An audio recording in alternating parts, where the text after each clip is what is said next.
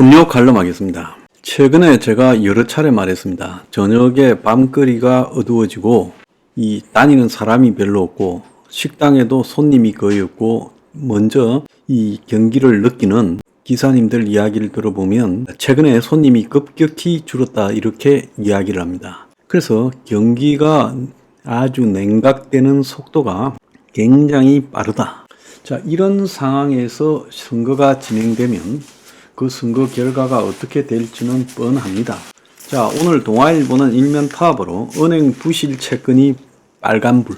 그러니까 어제도 제가 잠깐 이야기했습니다마는 작년에 4분기에 1금융권 은행들이 신규 부실이 5조 7천억. 고금리 침체로 기업들이 대출을 못 갚았다는 거예요. 자영업자도 아니고 주담대도 아니고 기업들이 대출을 못 갚았다. 4대 은행의 작년 말 해수 포기가 2조 육박. 그래서 기업들도 그렇지만은 자영업자 대출 연체율도 2년 새 3배로 그래서 이 금융권도 지금 부실 채권 몸살을 앓고 있고 새마을공고는 연체율이 7%를 넘었고 카드사 연체율도 9년 만에 최고치라는 거예요. 그래서 금융권 전반으로 부실이 확산되고 있다. 그래서 개인 기업의 유동성 위기 대책이 심각하다 이렇게 지금 이야기가 나오고 있어요. 자, 여기에다가 건설업계에는 총선 뒤에 연쇄 부도가 우려되고 금감원은 부실 사업장을 정리하겠다. 고금리 PF 부실, 공사비 급등이 겹쳐 올해 913곳이 폐업 신고를 하고 10년 만에 최대를 기록하고 금감원장은 금융건설사 손실 부담을 갖다가 시키겠다고 말해요. 자, 빚 못 갚겠다고 채무 조정하는 사람이 1년에 30% 늘어서 최근 1년간 신청자가 19만 명, 개인 회생 접수도 올 1월 달이 역대 최대를 기록했다는 거예요. 자, 상황이 이러다 보니까 민심이 싸늘해집니다. 경기가 좋지 않을 때 정부가 아무리 개발 공약을 발표하고 예산을 투입한다고 해도 선거가 쉽지 않지요. 그건 잘잘못하고 관계없이 경기가 좋지 않을 때 선거라는 것은 집권 여당을 심판하는 쪽으로 가게 돼 있는 겁니다. 자, 그런데 여기에다가 한국의 수구 보수 기득권이라는 부분이 어지간하지요. 이번에도 한번 보세요. 온갖 개발 공약은 내놨지만은 선거가 임박했는데도 5+3 같은 민생에 직접 이렇게 해결 고리가 되는 부분에 전면적인 해결 방안을 안 하지 않습니까? 그래서 보면 노인 요양에 대해서도 지금 실버타운 분양을 한 10년 전에 그거 못하게 했잖아요. 그래서 실버타운은 임대만으로 하도록 해놨는데 하도 사기꾼부터 시작해서 돈 떼먹고 가는 놈 온갖 비리가 난무해서 그래서 못하게 막았던 실버타운 분양을 허용해 준다고 말하잖아요. 말로는 내 돈으로 좋은 노후를 누린다 하지만은 실제로 돈 좀 있는 노인들을 털어먹기 딱 좋은 것이 이 실버타운 분양이에요. 빌라도 도심 한복판에 빌라도 이 사기치고 있는 마당에 이런 식의 노인 요양 정책이 나오고 지금 뭐 돌봄이라는 것도 지금 뭐 널봄 정책이라 해서 돌봄 정책에 대해서도 나오지만은 그것도 어중간합니다. 사교육 폐지도 어중간하고요. 외노자는 아예 더 수입을 더 하겠다고 하고 있고. 그러니까 이런 상황에서 국민들이 수구 기득권 보수에 비판적일 수밖에 없는데 그걸 모르고 지금 최근까지도 개발 공약을 옛날처럼 똑같이 했어요. 그러니까 대중들이 공연히 여권에 대해서 불만을 가지면서 그 불만을 야권을 해소시키고 있는 거예요. 그래서 그 야권의 실체가 종북과 손을 잡은 더불어민주당이라고 해도 그 종북 성향에 대해서는 통제가 되겠거니 이렇게 생각을 하면서 그런 것들을 도외시하고 오히려 집권하고 있는 수구 기득권 보수를 심판하겠다고 가고 있어요.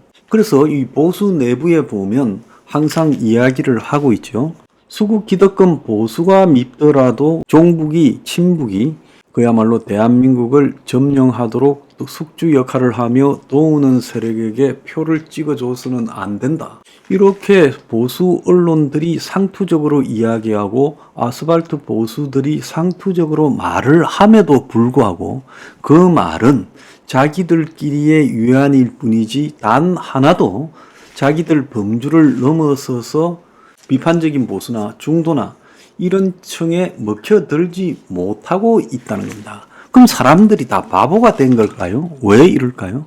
어제 보면 부산의 연제에서 장관을 지내고 국회의원을 했던 여성이 국민의힘 공천을 받고 나왔어요. 정권마다 잘 살아남는 승승장구하는 솜씨 좋은 젊은 여성이에요.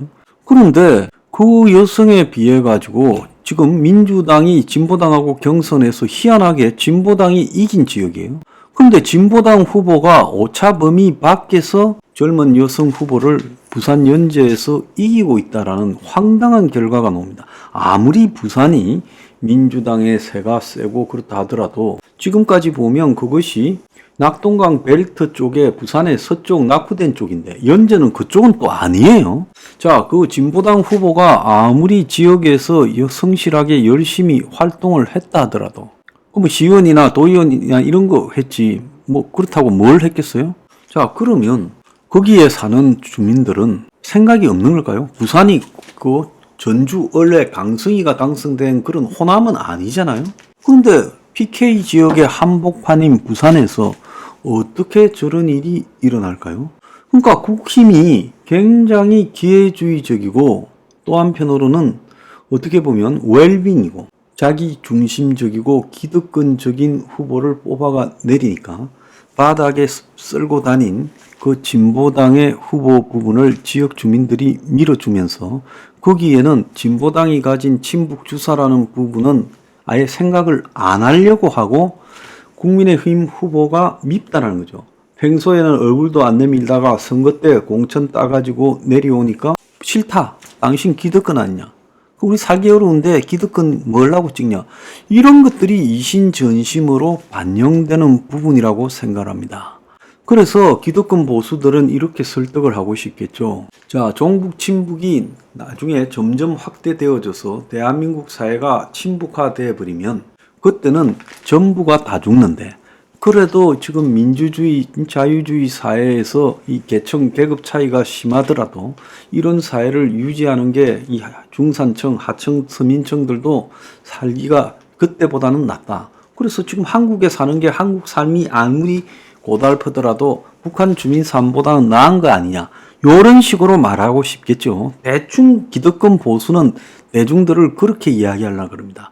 그런데요, 계층에 대한 불만, 그리고 민생고에 대한 불만이요, 삐뚤어지면 솔직히 말하면 친북, 종북에 대한 경계심이 약화된다는 겁니다. 이걸요, 기득권 보수가 모르는 거예요. 이제 이런 이야기는 그만해야 되는 겁니다. 그래서 계층에 대한 불만이나 민생고에 대한 불만이 심해지면 그야말로 종북, 친북을 외면한다.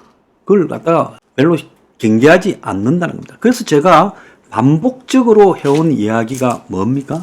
대한민국 사회의 친북화를 막는 유일한 방법은 계층 간의 이 갈등을 완화시키고 더불어 살아가는 세상을 만들고 민생고를 의식주에서 완화시키고 그렇게 가는 것이 유일한 방법이다라고 수도 없이 말했잖아요. 이번에 과연 국힘의 공약에 그런 게 있냐는 겁니다. 이 부분을 등한시할 때 점점 한국 사회는 이 배 고픈 것보다 배 아픈 거를 못 참는 이 국민성이 발동이 되면서 지금 친북화, 주사파화 되어 갈 거라는 거예요. 자, 이재명이가 길을 열었을 뿐이고 앞으로 점점 그렇게 돼 갈 겁니다. 자, 북한이라는 세계의 진짜 최막강한 희한한 우리의 적대적 집단이 한 60-70km 밖에 있어요.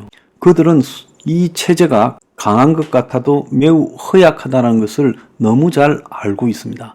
그래서 어떤 부분을 선동하면 이 체제가 무너질지도 알고 있어요. 자, 그런데 그렇게 되지 않게 만들려면 친북보다는 계급차가 낫다 이렇게 말할 게 아니라 이제 친북이 발을 붙이지 못하도록 계급 간의 격차에 의한 고충이나 이 민생고를 해결하는 게 낫다라는 겁니다. 자, 이걸 갖다가 기득권층들은 명심해야 될 거예요.